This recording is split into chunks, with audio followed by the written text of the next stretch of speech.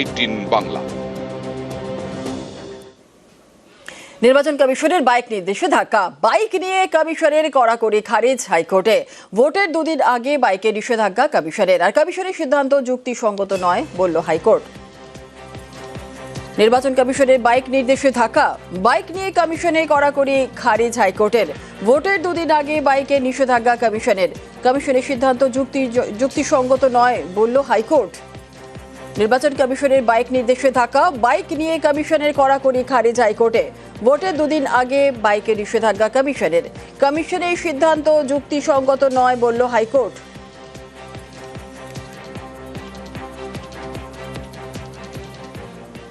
গত ডিসেম্বরে ঘরে ফিরেছেন বীরভূমের সোনালী খাতুন। তাঁর স্বামী দানিশ শেখ এখনো বাংলাদেশে আটকে, আর তাঁকে দেশে ফেরানোর আশায় ভোট দিলেন সোনালীর মা ও বাবা।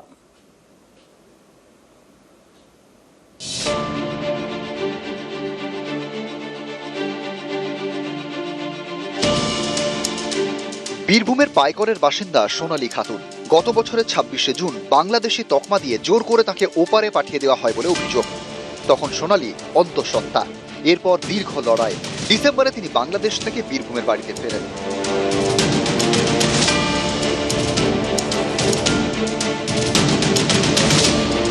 এরপর সন্তানের জন্ম দেন।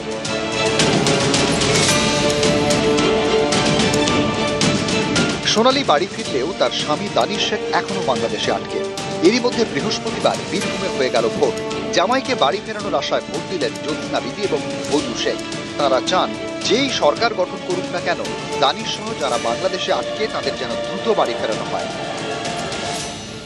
সেক্ষেত্রে কি আবেদন করবেন? তাকেও ধন্যবাদ, আমার জামাইটাকে ফেরার ব্যবস্থা করে তাতে। আর তো আমার করার কিছু না, আমার ঠিক মতন খেতে পাওয়া যায় না, বাল বাচ্চাকে আমি কি করে মানুষ করবো, আমি দিশা পেয়ে না। মুরারইয়ে 2 নম্বর ব্লকের পাইকরের বাসিন্দা সোনালী খাতুন দিল্লির রোহিণীতে পরিযায়ী শ্রমিকের কাজ করতেন। সেখানে বাংলাদেশি সন্দেহে অন্তঃসত্ত্বা সোনালীকে আটক করে পুলিশ। অভিযোগ, 26শে জুন সোনালী তার ছেলে ও স্বামী সহ 6 জনকে জোর করে পাঠিয়ে দেওয়া হয় বাংলাদেশে। এ নিয়ে জল গড়ায় আদালতে। প্রথমে কলকাতা হাইকোর্ট, তারপর সুপ্রিম কোর্ট। 1 ডিসেম্বর বাংলাদেশের আদালত জামিন দেয়। সেদিনই জেল থেকে মুক্তি পান সোনালীরা। এরপর 5 ডিসেম্বর প্রায় 6 মাস অপেক্ষা শেষে মালদার মহদীপুর সীমান্ত হয়ে দেশে ফেরেন অন্তঃসত্ত্বা সোনালী খাতুন, সঙ্গে 8 বছরের ছেলে। 6 ডিসেম্বর পাইকরের বাড়িতে ফেরেন সোনালী। এরপর সন্তানের জন্ম দেন। ভোটার তালিকায় নাম তোলার জন্য আবেদন করেন সোনালী, কিন্তু তালিকায় নাম ওঠেনি, তাই ভোট দেওয়া হয়নি। বৃহস্পতিবার মুরারই বিধানসভা আসনে ভোট দেন সোনালীর মা এবং বাবা। মা বাংলাদেশে হতো, তো আবার তো নাম উঠতো না, তার নাম উঠলো মা বাংলাদেশে নয়।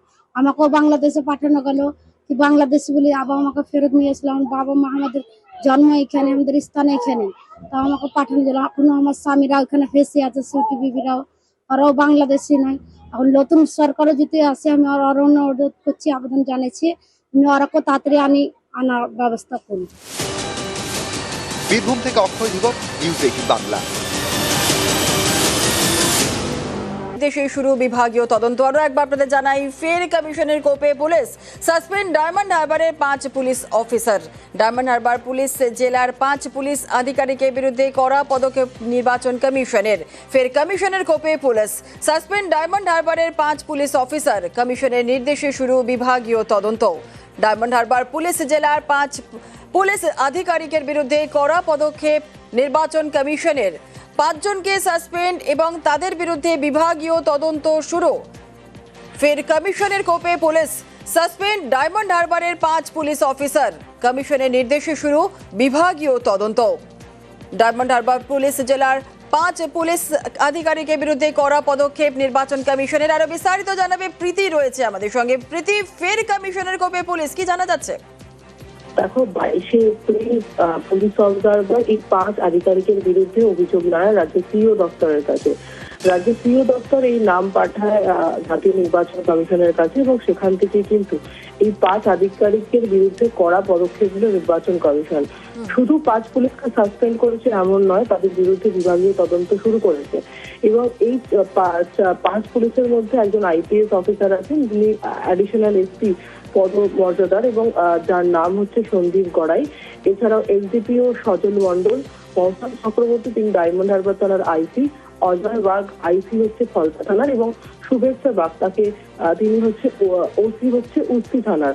তোমাকে জানিয়ে রাখি, এর পাশাপাশি কিন্তু এসপি কে একেবারে অর্থাৎ পুলিশ সুপার তাকে ডক্টর ঈশানী পাল তাকে কিন্তু সতর্ক করা হয়েছে ফার্দার জন্য এই ধরনের ঘটনা তার আন্ডারে থাকা কোনো পুলিশ আধিকারিক করে।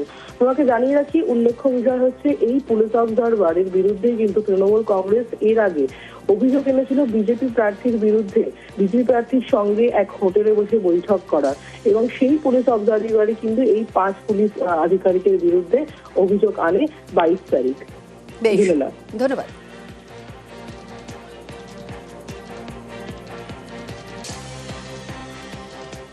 বিবেচনাধীন থেকে বাদ পড়েছিলেন 27 লোক, আর এই 27 লোকের মধ্যে নাম উঠেছে 136 জনের। সুপ্রিম কোর্টে জানালেন কল্যাণ বন্দ্যোপাধ্যায়। সুপ্রিম কোর্টের প্রধান বিচারপতি তখন বলেন, দয়া করে কলকাতা হাইকোর্টের প্রধান বিচারপতির কাছে যান।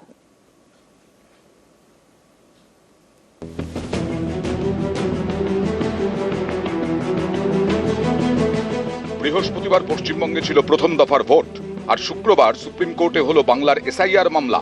সেখানে মামলাকারীদের আইনজীবী কল্যাণ বন্দ্যোপাধ্যায় বলেন, 27 লক্ষ আবেদনের মধ্যে 139টির শুনানি হয়েছে, 136 জন বৈধ হয়েছেন। তখন প্রধান বিচারপতি সূর্যকান্ত বলেন, আপনারা দয়া করে কলকাতা হাইকোর্টের প্রধান বিচারপতির দ্বারস্থ হন, আমরা প্রয়োজনীয় নির্দেশ দেব। কল্যাণ বন্দ্যোপাধ্যায় বলেন, আপনারা যেটা ঠিক করবেন, আমরা আবেদনগুলির দ্রুত নিষ্পত্তি চাইছি। প্রধান বিচারপতি তখন বলেন, কিছু বিষয়ে দ্রুত শুনানির প্রয়োজন রয়েছে, সেক্ষেত্রে কলকাতা হাইকোর্টের প্রধান বিচারপতি অথবা ট্রাইব্যুনালের দ্বারস্থ হন, আর্জেন্সি বুঝে আউট অফ টার্ন শুনানির আবেদন করতে পারেন। 34 লক্ষ অ্যাপিল আছে, সে অ্যাপিলের মধ্যে মাত্র 139টা ডিসপোজাল হয়েছে। সে 139টার মধ্যে 136টা ফেভারে গেছে মানুষের। কিন্তু এইরকম স্লো রেট অফ ডিসপোজাল হলে উদ্দেশ্যটা তো যেটা ছিল সেই উদ্দেশ্যটা তো পালন হচ্ছে না। তখন চিফ জাস্টিস অফ ইন্ডিয়া বললেন যে আমরা চিফ জাস্টিস অফ ক্যালকাটা হাইকোর্টকে অ্যাপ্রোচ করি। Chief justice of Calcutta high court will give necessary instruction to them to dispose of the appeals, এবং যাদের অ্যাপিলের হিয়ারিং আগে দরকার আছে and the appellate tribunal should decide this appeal. এ রাজ্যে বিবেচনাধীন ছিলেন 60 লক্ষ। বিবেচনাধীনদের বিচার করেন বিচারকরা। 60 লক্ষের মধ্যে নাম বাদ যায় 27 লক্ষের। তাঁরা ট্রাইব্যুনালে আবেদন করতে পারেন। গত 16 এপ্রিল সুপ্রিম কোর্ট জানিয়ে দেয়, ভোটের 48 ঘন্টা আগেও তালিকায় নাম উঠতে পারে। শীর্ষ আদালতের নির্দেশ, 21 এবং 27 তারিখের মধ্যে ট্রাইব্যুনাল ছাড়পত্র দিলে তারা ভোট দিতে পারবেন।